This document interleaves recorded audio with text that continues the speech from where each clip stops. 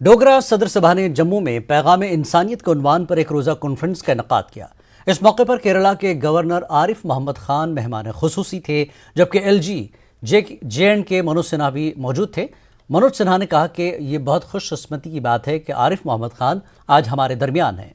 डोगरा सदर सभा तवील अरसे से मुख्तलिफ तरीक़ों से समाज को मजबूत करने के लिए सख्त मेहनत कर रही है। उन्होंने कहा कि हिंदुस्तान वो वाहिद मुल्क है जिसने हमेशा तमाम नज़रियात के लिए अपने दरवाजे खोले और मुख्तलिफ मज़ाहिब के दरमियान मोहब्बत की मिसाल यहाँ नजर आती है। तमाम चैलेंजों के बावजूद हमारे पास कसरत में वहदत है। उन्होंने कहा कि 90 की दहाई में नामसाइद हालात का आगाज़ हुआ, मगर अब PM मोदी की कोशिशों की वजह से जम्मू कश्मीर में हालात बदल रहे हैं और जम्मू कश्मीर को तरक्की की राह पर गामजन करने की कोशिशें जारी हैं। वहीं प्रोग्राम के मेहमान खुसूसी केरला के गवर्नर आरिफ मोहम्मद खान ने कहा कि इस दुनिया को रहने के लिए एक बेहतर जगह बनाना है तो हमें एक दूसरे से प्यार करना चाहिए।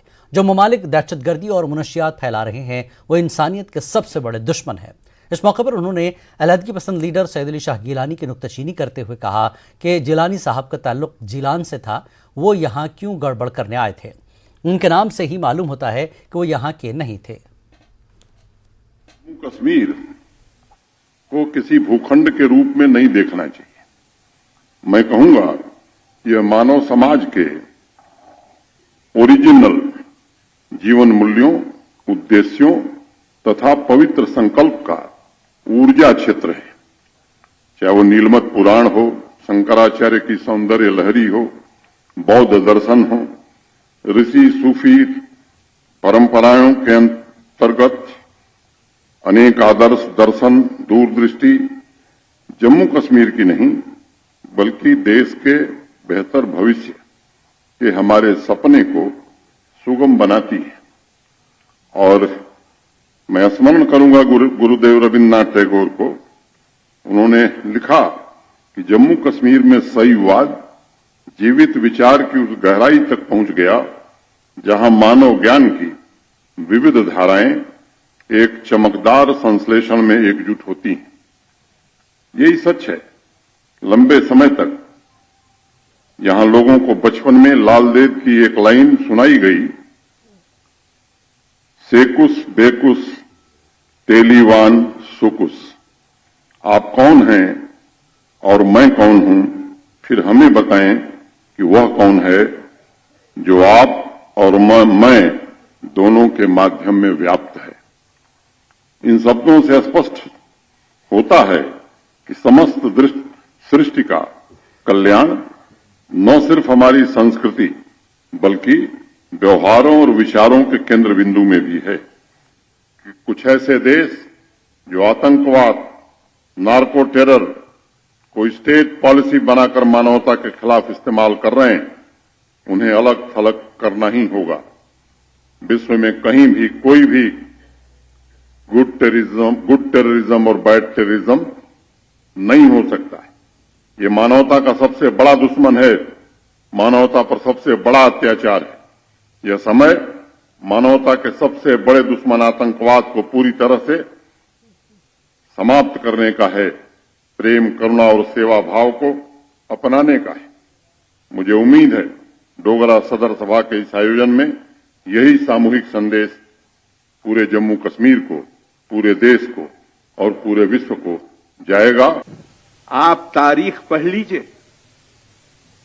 वो राज्य, हालांकि उस वक्त राज्य की सूरत नहीं थी, लेकिन मैं ज्यादा से ज्यादा हम उसे कह सकते हैं कि पॉलिटी थी, जो खुद हुजूर सल्लल्लाहु अलैहि वसल्लम ने कायम किया था। 30 साल के बाद और खास तौर से 48 साल के बाद हुजूर सल्लल्लाहु अलैहि वसल्लम यानी प्रॉफिट साहब, उनके खानदान के एक एक फर्द को, एक एक मेल मेंबर को मार दिया गया उसी राज्य के द्वारा। और उसके बाद उन पर पूरा इतिहास है कि उनके ऊपर परसिक्यूशन, उनके ऊपर ज्यादतियां, जुल्म। वो मदीने से भाग के गांवों में पनाह लेते थे और वहां जाके सरकारी कोई आदमी जो उनका हमदर्द था वो बताता था कि तुम्हारे बारे में पता चल गया, लिहाजा वो अपनी जान बचा के वहां से भागते थे। और इतिहास की किताबें हमें बताती हैं कि वो पहले ईरान पहुंचते थे, फिर सेंट्रल एशिया आते थे और वहां उन्हें पता चलता था कि हिंदुस्तान में उन लोगों की बहुत इज्जत है जिनको लोग ये मानते हैं कि ये प्रॉफिट साहब के खानदान से हैं, इसलिए उनकी अक्सरियत हिंदुस्तान आई। वरना मुझे बताइए जिलानी साहब का क्या ताल्लुक था श्रीनगर से, जरा बताइएगा भाई। अब आप यहां पे आने के बाद आप हिंदुस्तान के टुकड़े कराना चाह रहे हैं, आय काय के लिए थे जीलान से, आप तो जीलान के थे। आप खुद भागे हैं अपनी जान बचाने के लिए। मैंने एक बार यह बात इंडिया टुडे की कॉन्क्लेव थी वहां कह दिया कि भाई आपका नाम ही बता रहा है कि आप हिंदुस्तान से बाहर से आए, और क्यों आए हैं आप, कौन अपने घर को छोड़ता है, जरा मुझे बताइएगा। आप में से कोई तैयार है अपने घर छोड़ने के लिए? कोई अपने घर को नहीं छोड़ता जब तक जान पे ना बन पाए, तब तक कोई अपने घर को नहीं छोड़ता। तो इतने लोगों की सिर्फ हुजूर सल्लल्लाहु अलैहि वसल्लम के खानदान वालों को नहीं, उनके जो सपोर्टर थे उनके साथ इतना जुल्म होता था कि वो अपना घर बार छोड़ने के लिए मजबूर हुए। ये हमारा देश कमाल। मैं आपसे कहता हूं आज तो दुनिया हमारे रास्ते पे आ रही है, हमारी इसमें कोई हमारा योगदान नहीं है इसमें। हम सच्ची बात यह है कि हम तो जिस मुसीबतों से गुजरे हैं वो गुजरे इसलिए हैं कि हमने अपने आदर्शों और अपने मूल्यों को भुला दिया था। सिर्फ इतनी बात थोड़ी, सबका साथ, सबका विकास, सबका विश्वास, ये नारे की बात नहीं है। जब तक सबके पास ज्ञान नहीं जाएगा तब तक कोई तरीका नहीं है कि विकास हो सके। और स्वामी विवेकानंद के इस वाक्य के साथ मैं विराम दूंगा अपनी बात को।